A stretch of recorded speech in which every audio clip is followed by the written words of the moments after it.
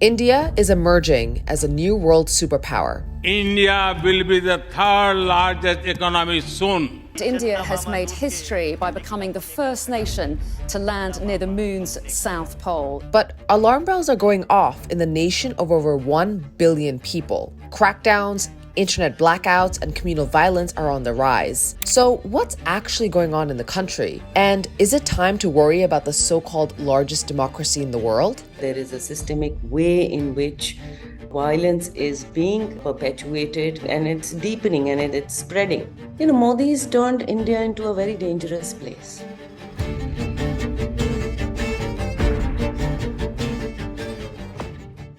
Here's the thing, it isn't just the way in which Indian democracy is changing that is causing alarm. It's also the ideology behind what is happening that's causing worry. Basically, under Modi, the country has been reshaped in the image of the Hindu majority. And some would say that this is authoritarianism. Some would say it's a kind of ethnic democracy or ethnocracy, which means one ethnicity kind of controlling the political space. But whatever it is not a democracy. India's system is technically a liberal democracy. The 1949 Constitution of India was drafted along principles of secularism and equality, stating, quote, "The state shall not discriminate against any citizen on grounds only of religion, race, caste, sex, place of birth, or any of them." But when the BJP and its predecessors came to power, that began to change. The BJP is a Hindu nationalist party built on the ideology of Hindutva. And Hindutva imagines India as a Hindu first nation. That's worrying for the millions of religious minorities living in the country. The first major step toward a Hindu nation didn't go after the basic mechanics of democracy, like how Indians vote. But it aimed at the stuff that makes it all work, like the independent judiciary and freedom of speech. Courts in India under the Indian Constitution are separate from the other branches of government.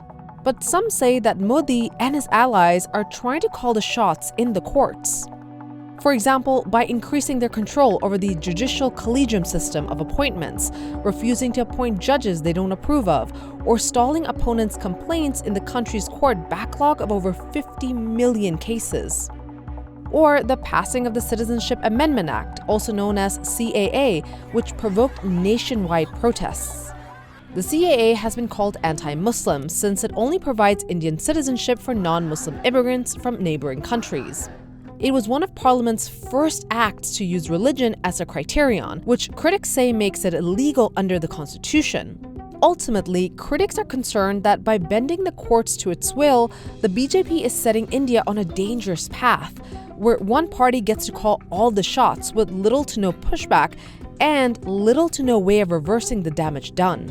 The political dispensation is irresponsible or tries to abuse power. You look up to the judiciary as the North Star, and that really isn't existing. Democracy is more than just the right to vote and the ability of a nation to elect their leader democratically. It also means democracy cannot exist without accountability mechanisms which are not existing right now.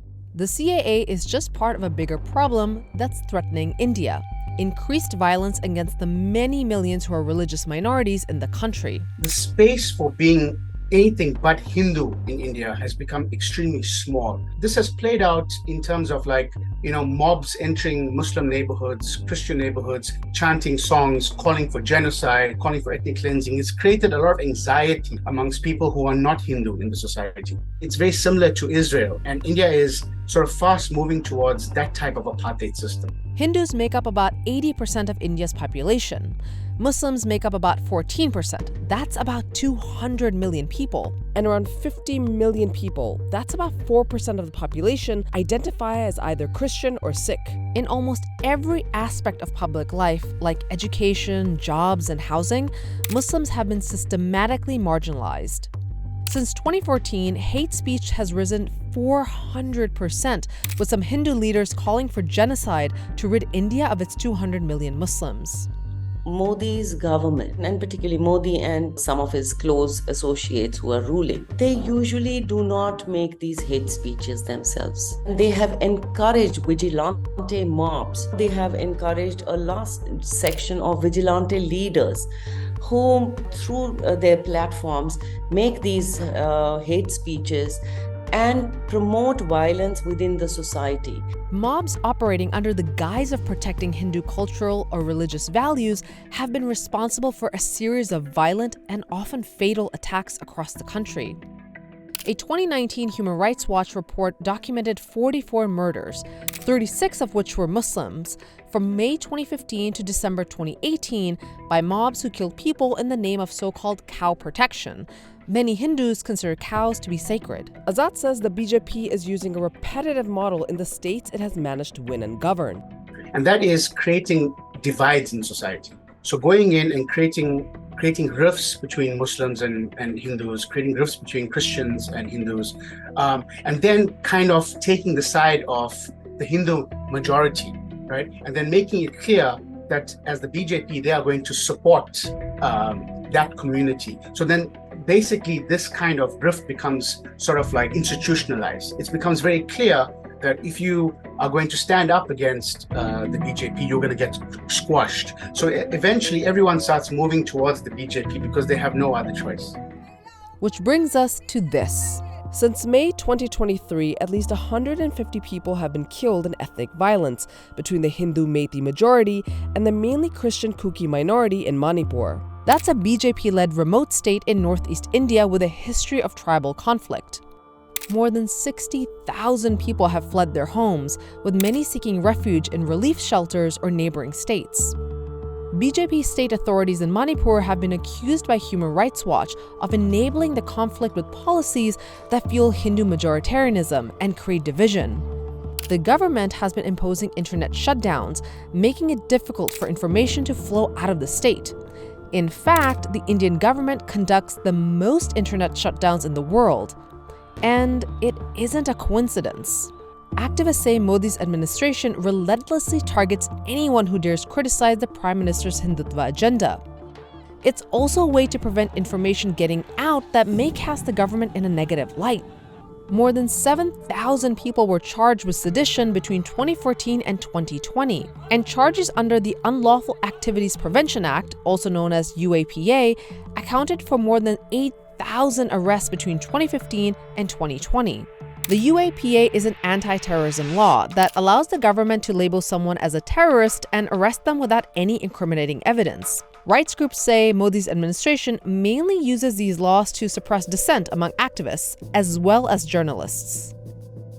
This leads us to the crackdown on media and journalists specifically. And this is important because when you repress the media, you stifle the institution that is supposed to hold power accountable. Kashmir is an example of how the Indian government targets journalists. Media has been systemically silenced much before the crackdown in rest of India began. And that's been happening for a long time, but post 2019, when Kashmir's autonomy was eroded completely, the media has been facing a huge crackdown. First there was the internet shutdown, and then there have been things like surveillance. Journalists are summoned to police stations for any critical word. Several of them have been arrested. 4 of them continue to be under arrest. Some activists have been arrested. So anybody who can speak, those voices are being arrested, or criminal cases are being slapped. This isn't just happening in Kashmir, though. In the past year alone, Modi's government has sent tax officials to raid the BBC's offices in New Delhi and Mumbai after they released a documentary critical of Modi, established a panel that internet rights groups fear could remove social media posts critical of the government. We're talking about a very insecure government that's highly invested in their PR, as well as extremely nervous about the way they are projected in the press. Some say Modi uses spirituality as a way to build an image in the West. And so it takes a concept like yoga, right? And it presents India as kind of exceptional, as being very close to spirituality, as being enlightened. This kind of creates a cover for its egregious sort of domestic policies. Because how would you imagine a country and a leader that does yoga in public and that leads people in yoga exercises that could also be an authoritarian? So just to recap, the integrity of institutions like the courts is being eroded, Non-Hindu Indians are facing increased discrimination and violence. There are deliberate crackdowns on activists and dissenting voices. Media and journalists critical of the Indian government risk retaliation. And this has been years in the making. Remember, the BJP has been in power for almost 10 years. India is now considered a crucial ally in the economic war with China. This is a very dangerous situation for Indian Muslims, for Christians, for Kashmiris, for Dalits in India, because India is now seen as an economic powerhouse, an important economic partner to the West, which means that they will now turn a blind eye to whatever the Indian state does in the interim. India is this year's host of the G20, a summit comprised of 20 of the largest economies on the planet. To learn more about how the Indian government is changing India's history, watch this video from AJ Plus next.